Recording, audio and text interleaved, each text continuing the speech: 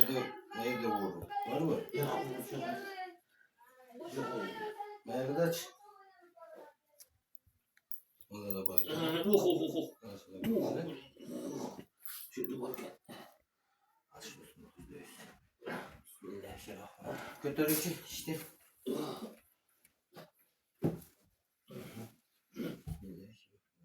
Oturun, boş ver. Şunu cılır koysa otur.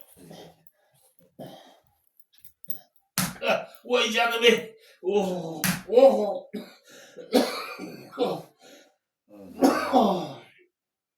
Vah. Çık gitti ya. Hazır aç. Zılganı aç çıkanı.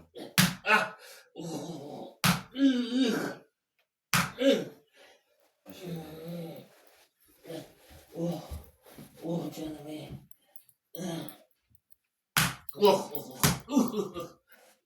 Vay.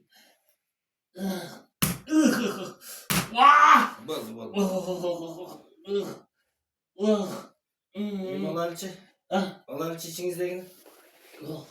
Ne oldu ki? Nerede gördün? Kaldı mı? Kasaydı. Hem tur bas görünç.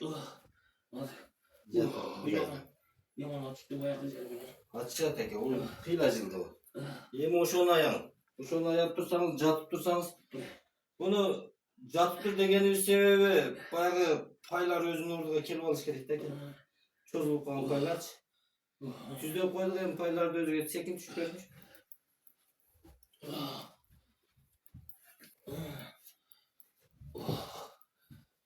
Ana. Anda ya ki? He, getirip koydu. Vuru var mı?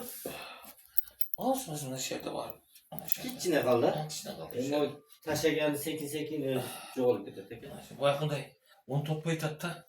Bir yaka gelince yaman 10 top attım bile. Ay yaşa. Oturup durup görüyorum.